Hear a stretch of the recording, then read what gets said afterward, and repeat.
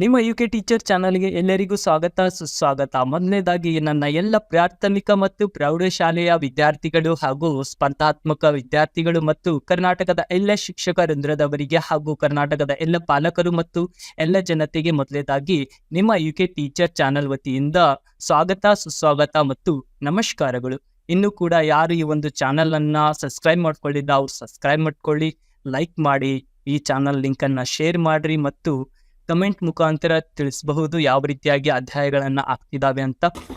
ತಿಳಿ ಕನ್ನಡ 9ನೇ ತರಗತಿಯಲ್ಲಿ ಬರುವಂತಹ ಪದ್ಯ ಭಾಗದ 1ನೆಯ ಅಧ್ಯಾಯದಲ್ಲಿ ಬೆಳಗು ಜಾವ, ದ.ರಾ ಬೇಂದ್ರೆಯವರ ಬರೆದಂತಹ ಬೆಳಗು ಜಾವದ ಕೆಲವು ಪ್ರಶ್ನಾರ್ಥಕಗಳನ್ನು ನೋಡೋಣಂತ. ಅದಕ್ಕಿಂತ ಮೊದಲು ಏನ್ ಮಾಡೋಣಂದ್ರ ಇಲ್ಲಿ ಶಬ್ದಾರ್ಥಗಳು ಅಂದ್ರೆ ಪದಗಳ ಪದಗಳ ಅರ್ಥವನ್ನು ನೋಡೋಣಂತ.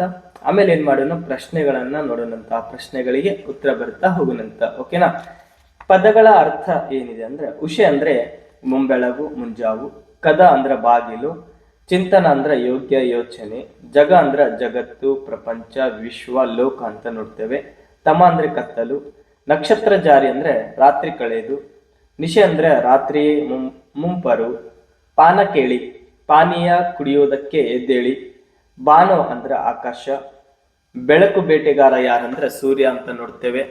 ಆಮೇಲೆ ಮರಳಿ ಮತ್ತೆ ಹಿಂದಿರುಗು ಅಂತ ನೋಡ್ತೇವೆ.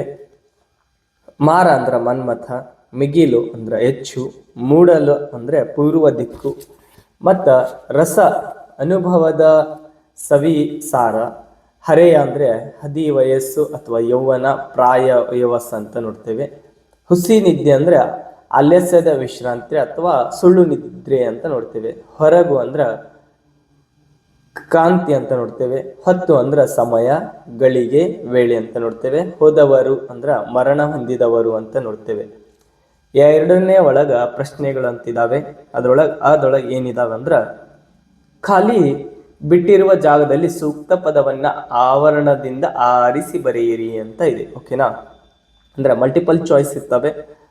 ಅಲ್ಲಿ ಏನ್ ಮಾಡೋದು, ಒಂದು ಸರಿಯಾದಂತಹ ಉತ್ತರವನ್ನ ಇಲ್ಲಿ ನೋಡೋದು. ಓಕೆನಾ? ನೋಡಿ, ಮೊದಲನೆಯ ಪ್ರಶ್ನೆಯಲ್ಲಿ ಮೂಡಲವು ತೆರೆಯ ಕಣ್ಣ ಎಂದರೆ ಡ್ಯಾಶ್ ಅಂತ ಇದೆ ನೋಡ್ರಿ. ಅದರೊಳಗ ಅ ಸೂರ್ಯಾಸ್ತ, ಆ ಸೂರ್ಯೋದಯ, ಈ ಚಂದ್ರೋದಯ, ಈ ಗೂದೋಳಿ ಅಂತ ಬರ್ತೈತಿ. ಇದರೊಳಗ ಸರಿಯಾದ ಉತ್ತರ ಯಾವ್ದಂದ್ರ ಮೂಡಲವು ತೆರೆಯ ಕಣ್ಣ ಎಂದರೆ ಸೂರ್ಯೋದಯ ಎಂದ ಅರ್ಥ ಬರುತ್ತೆ. ಆ ಒಳಗೆ ಇದೆ ನೋಡಿ. ಓಕೆನಾ? ಎರಡನೇದು, ಬೇಂದ್ರೆಯವರು ಬೆಳಕನ್ನು ಇವರಿಗೆ ಹೋಲಿಸಿದ್ದಾರೆ ಡ್ಯಾಶ್ ಅಂತ ಇದೆ ನೋಡ್ರಿ. ಆ ಒಳಗ ಮಾರ ಬೇಟೆಗಾರ, ಆ ಮಾರ ಮಾಟಗಾರ, ಈ ಮಕ್ಕಳು ಮುದುಕರು, ಈ ಜೇನು ಗುಡಿ ಗೋಪುರ ಅಂತ ನೋಡ್ತೇವೆ ನೋಡ್ರಿ. ಎರಡನೇ ಒಳಗ ಬೇಂದ್ರೆಯವರ ಬೆಳಕನ್ನು ಏನ್ ಮಾಡಿದಾರಂದ್ರ ಇವರಿಗೆ ಹೋಲಿಸಿದ್ದಾರೆ. ಯಾರಿಗಂದ್ರ ಮಾರ ಬೇಟೆಗಾರ ಅಂತ ನೋಡ್ತೇವೆ. ಓಕೆನಾ? ಆ ಒಳಗಿದೆ ನೋಡಿ. ಮೂರನೇದ್ದು, ಬೇಂದ್ರೆಯವರಿಗೆ ಜ್ಞಾನಪೀಠ ಪ್ರಶಸ್ತಿ ತಂದು ಕೊಟ್ಟ ಕೃತಿ ಯಾವುದು ಅಂತ ನೋಡ್ತೇವೆ ನೋಡ್ರಿ. ಬೇಂದ್ರೆಯವರಿಗೆ ಜ್ಞಾನಪೀಠ ಪ್ರಶಸ್ತಿ ಯಾವ್ದು ತಂದು ಕೊಟ್ಟೈತೆ ಅಂತ ಹೇಳ್ಬೇಕಿಲ್ಲಿ. ಓಕೆ, ಆ ಒಳಗ ವಿನಯ, ಆ ಗಂಗಾವತರಣ, ಈ ನಾದಲೀಲೆ, ಈ ಒಳಗ ನಾಲ್ಕು ತಂತಿ ಅಂತ ನೋಡ್ತೇವೆ ನೋಡ್ರಿ. ಬೇಂದ್ರೆಯವರಿಗೆ ಜ್ಞಾನಪೀಠ ಪ್ರಶಸ್ತಿ ತಂದು ಕೊಟ್ಟ ಕೃತಿ ಯಾವ್ದಂದ್ರ ಅದು ನಾಲ್ಕು ತಂತಿ ಕೃತಿ ಅಂತ ನೋಡ್ತೇವೆ. ಯಾವಾಗ ದೊರಕುತ್ತಂದ್ರ 1973 ಏನಾಗ್ತೈತೆ ಅಂದ್ರ ಈ ನಾಲ್ಕು ತಂತಿ ಕೃತಿಗೆ ಬೇಂದ್ರೆಯವರಿಗೆ ಜ್ಞಾನಪೀಠ ಪ್ರಶಸ್ತಿ ದೊರಕ್ತೈತಿ. ಕನ್ನಡದಲ್ಲಿ 2ನೇ ಜ್ಞಾನಪೀಠ ಪ್ರಶಸ್ತಿ ಪಡೆದುಕೊಂಡಿದೆ. ಯಾವ್ದಂದ್ರೆ ನಾಲ್ಕು ತಂತಿ ಕೃತಿ. ಓಕೆನಾ? ಮೊದಲು ಯಾರಿಗೆ ದೊರಕಿದೆ ಅಂದ್ರೆ ಅದು ನಮ್ಮ ಕುವೆಂಪು ಅವರಿಗೆ ದೊರಕುತ್ತೈತೆ, ರಾಷ್ಟ್ರಕವಿ ಕುವೆಂಪು ಅಂತ ನೋಡ್ತೇವೆ. ಓಕೆನಾ? ಇವ್ರಿಗೆ ಯಾವಾಗ ಅಂದ್ರ 1967 ಏನಾಗ್ತೈತೆ ಅಂದ್ರ ಈ ಜ್ಞಾನಪೀಠ ಪ್ರಶಸ್ತಿ ದೊರಕತೈತಿ. ಓಕೆನಾ? ಈಗ ನನ್ಗ ಈ ಜ್ಞಾನಪೀಠ ಪ್ರಶಸ್ತಿ ಪಡೆದುಕೊಂಡಂತಹ ಕೊನೆಯ ಅಂದ್ರೆ 8ನೇ ಜ್ಞಾನಪೀಠ ಪ್ರಶಸ್ತಿ ಯಾರು, ಅದು ಕಮೆಂಟ್ ಮುಖಾಂತರ ತಿಳಿಸಬೇಕು. ಓಕೆ, ಆ ಒಳಗ ಈ ಕೆಳಗಿನ ಪ್ರಶ್ನೆಗಳಿಗೆ ಒಂದು ವಾಕ್ಯದಲ್ಲಿ ಉತ್ತರಿಸಿ ಅಂತ ಇದ್ದೇವೆ. ಆ ಉತ್ತರಿಸೋಣ ಬನ್ನಿ ನೋಡ್ರಿ. ಮೊದಲನೇ ಪ್ರಶ್ನೆ ಏನಿದೆ ಅಂದ್ರೆ, ನಕ್ಷತ್ರ ಜಾರಿ ತಮ್ಮವೆಲ್ಲ ಸೋರಿದುದು ಯಾವಾಗ ಅಂತ ನೋಡ್ತೇವೆ ನೋಡ್ರಿ. ಮೊದಲನೇ ಪ್ರಶ್ನೆದ ಉತ್ತರ ಏನಿದೆ ಅಂದ್ರೆ, ಆಕಾಶದ ಬೆಳಗಿನ ಬಣ್ಣ ಹೆಚ್ಚಾದಂತೆ ನಕ್ಷತ್ರ ಜಾರಿ ತಮ್ಮವೆಲ್ಲ ಸೋರಿದೆ ಅಂತ ಇದರ ಒಂದು ಉತ್ತರವನ್ನ ನಾವು ಇಲ್ಲಿ ನೋಡ್ಬೋದು. ಎರಡನೇ ಪ್ರಶ್ನೆ ಯಾವ್ದಿದೆ ಅಂದ್ರೆ, ಕವಿಗೆ ಜಗವು ಸವಿಯಾಗಿ ಯಾವಾಗ ಕಂಡಿತ್ತು ಅಂತ ನೋಡ್ತೇವೆ ನೋಡ್ರಿ. ಅದರ ಉತ್ತರ ಏನೈತಂದ್ರೆ, ರಾತ್ರಿಯ ಮುಂಪರು ಕಳೆದು ಮುಂಜಾವಿನ ಎಳೆ ಬಿಸಿಲಿನ ನಗೆಯ ರೀತಿಯ ಸೋರು ಸೋತಿರಲು ಜಗವು ಸವಿಯಾಗಿ ಕಂಡಿತ್ತು ಅಂತ ನೋಡ್ತೇವೆ. ಓಕೆ, ಮೂರನೇ ಪ್ರಶ್ನೆ, ಕವಿ ಮಕ್ಕಳಿಗೆ ಹುಸಿ ನಿದ್ದೆ ಸಾಕು ಮೇಲೇಳಿ ಎದ್ದು ಏಕೆ ಕರೆ ನೀಡುತ್ತಾರೆ? ಓಕೆ ನೋಡ್ರಿ, ಇದರ ಉತ್ತರ ಜಗದ ಅನುಭವದ ಸವಿಯನ್ನು ಅನುಭವಿಸಲು ಮೇಲೇಳಿ ಎಂದು ಕವಿಯ ಮಕ್ಕಳಿಗೆ ಕರೆ ನೀಡುತ್ತಾರೆ. ನಾಲ್ಕನೇದು, ನದಿಗಿರುವ ಆತಂಕಗಳೇನು? ನೋಡ್ರಿ ಇಲ್ಲಿ ಉತ್ತರ, ಜೀವನವೆಂಬ ನದಿಗೆ ನೂರಾರು ಸೆಳೆವುಗಳಿವೆ, ಯಾವ ಕ್ಷಣದಲ್ಲೂ ಸಾವು ಬರಬಹುದು ಅಂತ ಇಲ್ಲಿ ನಾವು ನೋಡ್ಬೋದು. ಓಕೆನಾ, ಈ ಕೆಳಗಿನ ಪ್ರಶ್ನೆಗಳಿಗೆ 3-4 ವಾಕ್ಯದಲ್ಲಿ ಉತ್ತರಿಸಿ ಅಂತ ಇದ್ದಾವೆ. ಮೊದಲನೇ ಪ್ರಶ್ನೆ ನೋಡೋಣ. ಬೆಳಕೆಂಬ ಬೇಟೆಗಾರ ಬಂದಾಗ ಪ್ರಕೃತಿಯಲ್ಲಿ ಯಾವ ಬದಲಾವಣೆಗಳು ಆಗುತ್ತವೆ ಅಂತ ಇದ್ದೇವೆ. ನೋಡ್ರಿ ಉತ್ತರ, ಬೆಳಕೆಂಬ ಬೇಟೆಗಾರ ಸೂರ್ಯ ಉದಯಿಸಿದಾಗ ರಾತ್ರಿಯ ನಕ್ಷತ್ರಗಳೆಲ್ಲ ಸುರಿದು ಆಕಾಶದಲ್ಲಿ ಹೊಂಬಣ್ಣ ಏರುತ್ತದೆ. ಗುಡಿ ಗೋಪುರಗಳ ಮೇಲೆ ಬಲೆ ಬೀಸಿದಂತೆ ಹೊಂಬಣ್ಣದ ಬಿಸಿಲು ಹರಡಿರುತ್ತದೆ. ಪ್ರಕೃತಿಯ ಉಲ್ಲಾಸಮಯ ವಾತಾವರಣ ಹೊನ್ನಿನಂತೆ ಕಾಣುತ್ತದೆ. ಓಕೆನಾ. ಎರಡನೆಯ ಪ್ರಶ್ನೆ ಏನಿದೆ ಅಂದರೆ, ಜೀವನದ ಸವಿಯನ್ನು ಸವಿಯಲು ತಡ ಮಾಡಬಾರದು ಏಕೆ? ನೋಡ್ರಿ ಉತ್ತರ, ಏಕೆಂದರೆ ನಮ್ಮ ಜೀವನವೆಂಬ ನದಿಗೆ ನೂರಾರು ಸೆಳೆವುಗಳಿವೆ, ಯಾವ ಕ್ಷಣದಲ್ಲಾದರೂ ಸಾವು ಬರಬಹುದು. ಒಮ್ಮೆ ಮರಣ ಹೊಂದಿದವರು ಮತ್ತೆ ಬದುಕಿ ಬರಲಾರರು. ಆದುದರಿಂದ ತಡ ಮಾಡದೆ ಜೀವನದ ಸವಿಯನ್ನು ಸವಿಯಲು ಎದ್ದು ಕಾರ್ಯ ಪ್ರವೃತ್ತರಾಗಬೇಕು ಅಂತ ಇಲ್ಲಿ ನೋಡ್ತೇವೆ. ಓಕೆ, ಮೂರನೆಯ ಪ್ರಶ್ನೆ, ಬೆಳಗುಜಾವ ಕವಿತೆಯಲ್ಲಿ ಕವಿ ನೀಡಿರುವ ಸಂದೇಶವೇನು?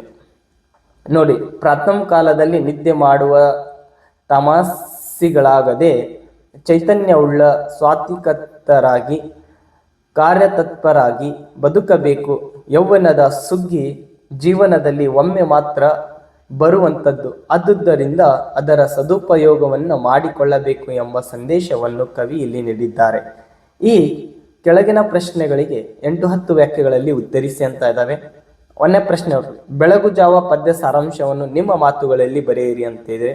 ನೋಡ್ರಿ, ಕವಿ ಬೆಳಗುಜಾವ ಪದ್ಯದಲ್ಲಿ ಚಿಕ್ಕವರು ದೊಡ್ಡವರು ಎಲ್ಲರನ್ನೂ ಎಚ್ಚರಿಸುತ್ತಿದ್ದಾರೆ. ಬೆಳಕು ಹರಿಯುತ್ತಿದೆಯಂತೆ ಪ್ರಕೃತಿಯ ಉಲ್ಲಾಸಮಯ ವಾತಾವರಣ ತೆರೆದುಕೊಳ್ಳುತ್ತದೆ. ಅಂತಹ ಸುಂದರ ಕ್ಷಣದ ಸವಿಯಲು ನಿದ್ದೆ ಆಲಸ್ಯಗಳನ್ನು ಎಲ್ಲರೂ ತೊರೆಯಬೇಕು. ರಾತ್ರಿಯ ನಕ್ಷತ್ರಗಳೆಲ್ಲ ಸುರಿದು ಆಕಾಶದಲ್ಲಿ ಹೊಂಬಣ್ಣ ಏರುತ್ತದೆ. ಗುಡಿ ಗೋಪುರಗಳ ಮೇಲೆ ಬಲೆ ಬೀಸಿದಂತೆ ಹೊಂಬಣ್ಣದ ಬಿಸಿಲು ಹರಡಿದೆ. ಇಂತಹ ಪ್ರಾತಃ ಕಾಲದ ಎಳೆನಗೆಯ ಬಗೆಗೆ ಜಗತ್ತೇ ಸೋತಿರುವಾಗ ಮನುಷ್ಯರಾದ ನಾವು ಸಮಯವನ್ನು ವ್ಯರ್ಥವಾಗಿ ಕಳೆಯದೆ ಆನಂದದ ಕ್ಷಣಗಳನ್ನು ಹಾಳು ಮಾಡಿಕೊಳ್ಳಬಾರದು. ಬೆಳಗು ಜಾವದ ಸವಿಯನ್ನು ಆನಂದಿಸಬೇಕು. ಈ ಜಗತ್ತಿನಲ್ಲಿ ತುಂಬಿದ ಬಾಳು ನಮ್ಮದಾಗಿರಲು ಅದರ ಸಂಪೂರ್ಣ ಪ್ರಯೋಜನವನ್ನು ನಾವು ಪಡೆಯಬೇಕು.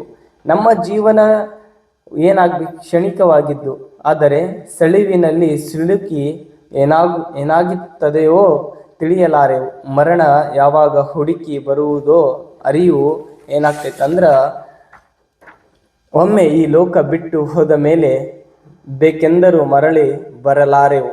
ಆದದ್ದರಿಂದ ಇರುವ ಸಮಯವನ್ನು ಸದುಪಯೋಗಪಡಿಸಿಕೊಳ್ಳಬೇಕು. ಯೌವನ ಕಾಲ ಸುಗ್ಗಿ ಒಮ್ಮೆ ಕಳೆದರೆ ಮತ್ತೆ ಸಿಗಲಾರದು. ಮುಪ್ಪು ಚಿಂತೆಯಲ್ಲಿ ಮುಳುಗಿ ಹೋಗುತ್ತದೆ. ಆದುದರಿಂದ ಎಲ್ಲರೂ ಏಳಿರಿ, ಜಗತ್ತಿನ ಮತ್ತು ಜೀವನದ ಸವಿಯನ್ನು ಹಾಗೂ ಆನಂದವನ್ನು ಸವಿಯಿರಿ ಎಂದು ಕವಿ ಹೇಳಿದ್ದಾರೆ ಅಂತ ನಾವಿಲ್ಲಿ ನೋಡಬಹುದಾಗಿದೆ. ಓಕೆನಾ. ಸಂದರ್ಭದೊಡನೆ ವಿವರಿಸಿ. ಒಳಗ ಸಂದರ್ಭದೊಡನೆ ವಿವರಿಸಿ ಅಂತ ಇದೆ. ನೋಡ್ರಿ, ಒಂದೇದು ಯಾವ್ದಿದೆ ಸಂದರ್ಭ ಅಂದ್ರ, ಈ ತುಂಬಿ ಬಾಳು ತುಂಬಿರುವ ತನಕ ಮೈ ತುಂಬಿ ಕುಡಿಯಬೇಕು ಅಂತ ಇದೆ. ನೋಡ್ರಿ, ಈ ಆಯ್ಕೆ ಏನಂದ್ರ, ಈ ವಾಕ್ಯವನ್ನು ದ.ರಾ ಬೇಂದ್ರೆ ಅವರು ಬರೆದಿರುವ ವಿನಯ ಎಂಬ ಕೃತಿಯಿಂದ ಆಯ್ದು ಬೆಳಗುಜಾವ ಎಂಬ ಪದ್ಯಭಾಗದಿಂದ ಆರಿಸಿಕೊಳ್ಳಲಾಗಿದೆ. ಓಕೆ, ಸಂದರ್ಭ. ಈ ಮಾತನ್ನು ಕವಿ ಹೇಳುತ್ತಾರೆ. ಕವಿ ಬೆಳಗುಜಾವದ ಸುಂದರ ವರ್ಣನೆಯನ್ನು ಮಾಡುತ್ತಾ ರಾತ್ರಿ ಕಳೆದು ಪ್ರಾತಃ ಕಾಲದ ಎಳೆನಗೆಯ ರೀತಿಯ ಜಗವೇ ಸೋರುತ್ತಿರುವಾಗ ಮನುಷ್ಯರಾದ ನಾವು ಸಮಯವನ್ನು ವ್ಯರ್ಥ ಮಾಡದೆ ಜೀವನವನ್ನು ಆನಂದಿಸಿ ಎಂದು ಹೇಳುವಾಗ ಈ ಮೇಲಿನ ಮಾತು ವ್ಯಕ್ತವಾಗಿದೆ ಅಂತ ನೋಡ್ತೇವೆ. ಓಕೆ, ಎರಡನೆಯ ಸಂದರ್ಭ, ಜೇನು ನೊಣ್ಣದ ಹೆದೆಗೆ ಹೂಬಾಣ ಹುಡಿ ಝುಮ್ ಎಂದು ಬಿಟ್ಟ ಮಾರ ಅಂತ ನೋಡ್ತೇವೆ. ಆಯ್ಕೆ ನೋಡ್ರಿ, ಈ ವಾಕ್ಯವನ್ನು ದರಾ ಬೇಂದ್ರೆಯವರು ಬರೆದಿರುವ ವಿನಯ ಎಂಬ ಕೃತಿಯಿಂದ ಆಯ್ದು ಬೆಳಗು ಜಾವ ಎಂಬ ಪದ್ಯ ಭಾಗದಿಂದ ಆರಿಸಿಕೊಳ್ಳಲಾಗಿದೆ. ಸಂದರ್ಭ, ಈ ಮಾತನ್ನು ಕವಿ ಹೇಳುತ್ತಾರೆ. ಕವಿ ಬೆಳಗು ಜಾವ ಸುಂದರ ವರ್ಣನೆಯನ್ನು ಮಾಡುತ್ತಾ, ನಕ್ಷತ್ರಗಳೆಲ್ಲ ಜಾರಿದಂತೆ ಆಕಾಶದಲ್ಲಿ ಹೂಬಣ್ಣ ಏರುತ್ತದೆ, ಗುಡಿ ಗೋಪುರಗಳ ಮೇಲೆ ಬಲೆ ಬೀಸಿದಂತೆ ಹೊಂಬಣ್ಣದ ಬಿಸಿಲು ಹರಡಿದೆ ಎಂದು ವರ್ಣಿಸುವಾಗ ಈ ಮೇಲಿನ ಮಾತು ಬಂದಿದೆ ಅಂತ ನೋಡ್ತೇವೆ. ಮೂರನೇ ಸಂದರ್ಭ, ಜೀವನದ ನದಿ ಸೆಳೆಯುವುದು ಅಂತ ಇದೆ ನೋಡ್ರಿ. ಜೀವನದ ನದಿಗೆ ಸೆಳೆಯುವುದು ಅಂತ ಇದೆ. ಇದರ ಒಂದು ಎಲ್ಲಿಂದ ಆಯ್ಕೆ ಆಗಿದೆ ಅಂದ್ರ, ಈ ವಾಕ್ಯವನ್ನು ದರಾ ಬೇಂದ್ರೆಯವರು ಬರೆದಿರುವ ವಿನಯ ಎಂಬ ಕೃತಿಯಿಂದ ಆಯ್ದು ಬೆಳಗು ಜಾವ ಎಂಬ ಪದ್ಯ ಭಾಗದಿಂದ ಆರಿಸಿಕೊಳ್ಳಲಾಗಿದೆ. ಓಕೆ. ಸಂದರ್ಭ, ಈ ಮಾತನ್ನು ಕವಿ ಹೇಳುತ್ತಾರೆ. ಕವಿ ಬೆಳಗು ಜಾವ ಸುಂದರ ವರ್ಣನೆಯನ್ನು ಮಾಡುತ್ತಾ, ನಮ್ಮ ಜೀವನವು ಕ್ಷಣಿಕವಾಗಿದ್ದು ಅದರ ಸೆಳೆವಿನಲ್ಲಿ ಸಿಲುಕಿ ಏನಾಗುತ್ತದೆಯೋ ತಿಳಿಯಲಾರೆವು. ಆದುದರಿಂದ ಎಲ್ಲರೂ ಏಳಿರಿ, ಜಗತ್ತು ಮತ್ತು ಜೀವನದ ಸವಿಯನ್ನ ಹಾಗೂ ಆನಂದವನ್ನು ಸವಿಯಿರಿ ಎಂದು ಹೇಳುವಾಗ ಈ ಮೇಲಿನ ಮಾತು ವ್ಯಕ್ತವಾಗಿದೆ ಅಂತ ನೋಡ್ತೇವೆ. ಭಾಷಾಭ್ಯಾಸದಲ್ಲಿ ಏನಿದೆ ಅಂದ್ರ, ಒಳಗ ಈ ಕೆಳಗಿನ ಪದಗಳನ್ನು ಸ್ವಂತ ವಾಕ್ಯದಲ್ಲಿ ಬಳಸಿ ಬರೆಯಿರಿ ಅಂತ ಇದ್ದಾವೆ. ಯಾವ್ಯಾವ ಇದಾವೆ ಅಂದ್ರೆ, ಬೆಳಗಾಯ್ತು, ಹೂಬಾಣ, ಹುಸಿ ನಿದ್ದೆ, ಬಲೆ ಬೀಸು, ಎಳೆನಗೆ ಅಂತ ನೋಡ್ತೇವೆ. ಓಕೆ ನೋಡ್ರಿ, ಬೆಳಗಾಯ್ತು. ಏಳು ಚೆನ್ನ ಬೆಳಗಾಯ್ತು ಎಂದು ತಾಯಿ ತನ್ನ ಮಗನಿಗೆ ಹೇಳುತ್ತಾಳೆ. ಹೂಬಾಣ ಅಂದ್ರ ಮನ್ಮಥ ಹೂಬಾಣ ಹೂಡಿ ಬಾಣ ಬಿಟ್ಟನು ಅಂತ ನೋಡ್ತೇವೆ. ಓಕೆ. ಹುಸಿ ನಿದ್ದೆ, ಕೆಲವರು ಹುಸಿ ನಿದ್ದೆ ಮಾಡುತ್ತಾರೆ, ಹೌದಲ್ಲ, ಆಲಸಿಗಳು ಬಾಳಿರ್ತಾರೆ ಅವರು. ಬಲೆ ಬೀಸು ಅಂದ್ರೆ ಬಲೆಯನ್ನು ಬೀಸಿ ಮೀನು ಹಿಡಿಯುತ್ತಾರೆ. ಓಕೆನಾ. ನದಿಯಲ್ಲಿ ಬಲೆ ಬೀಸಿ ಏನ್ ಮಾಡ್ತಾರೆ ಅಂದ್ರೆ ಮೀನನ್ನ ಹಿಡಿತಿರ್ತಾರೆ. ಓಕೆ. ಎಳೆನಗೆ, ಸೂರ್ಯನು ಹುಟ್ಟುವಾಗ ಎಳೆನಗೆ ಬೀರುತ್ತಾನೆ ಅಂತ ನೋಡ್ತೇವೆ. ಆ ಒಳಗ ಈ ಕೆಳಗಿನ ಪದಗಳಿಗೆ ತತ್ಸಮ ತದ್ಭವ ರೂಪ ಬರೆಯಿರಿ ಅಂತ ಇದ್ದಾವೆ. ಯಾವ್ಯಾವ ಅಂದ್ರೆ ಬಣ್ಣ, ಕ್ಷಣ, ಹರೆಯ ಅಂತ ಇದ್ದಾವೆ. ಅದರೊಳಗೆ ನೋಡ್ರಿ, ಬಣ್ಣ ಅಂದ್ರೆ ವರ್ಣ, ಕ್ಷಣ ಅಂದ್ರೆ ಕ್ಷಣ, ಹರೆಯ ಅಂದ್ರೆ ಪ್ರಾಯ ಅಂತ ನೋಡ್ತೇವೆ. ಓಕೆ. ಈ ಒಳಗ ಈ ಕೆಳಗಿನ ಪದಗಳಿಗೆ ವಿರುದ್ಧಾರ್ಥಕ ಬರೆಯಿರಿ ಅಂತ ಇದ್ದಾವೆ. ಯಾವ್ಯಾವ ಅಂದ್ರೆ ಏಳು, ಬೆಳಕು, ಸರಸ, ಸಹಕಾರ, ಮುಪ್ಪು ಅಂತ ನೋಡ್ತೇವೆ. ಇದರ ಒಂದು ವಿರುದ್ಧಾರ್ಥಕ ಪದಗಳು ಯಾವ್ಯಾವದ ಅಂದ್ರ, ಏಳು ಅಂದ್ರೆ ಬೀಳು, ಬೆಳಕು ಅಂದ್ರೆ ಕತ್ತಲು, ಸರಸ ಅಂದ್ರೆ ವಿರಸ, ಸಹಕಾರ ಅಂದ್ರೆ ಅಸಹಕಾರ, ಮುಪ್ಪು ಅಂದ್ರೆ ಯೌವನ ಅಂತ ನೋಡ್ತೇವೆ. ಓಕೆ.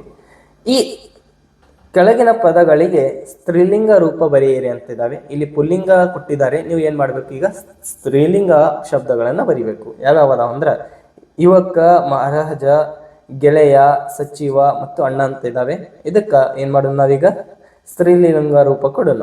ನೋಡ್ರಿ, ಯುವಕ ಅಂದ್ರ ಯುವತಿ, ಮಹಾರಾಜ ಅಂದ್ರ ಮಹಾರಾಣಿ, ಗೆಳೆಯ ಗೆಳತಿ, ಸಚಿವ ಸಚಿವೆ, ಅಣ್ಣ ಅಕ್ಕ. ಇದು ಇಷ್ಟು ಏನು ಬೆಳಗು ಜಾವದ ಒಂದು ಪ್ರಶ್ನೋತ್ತರಗಳನ್ನ ನೋಡಿದ್ದೇವೆ. ಓಕೆನಾ.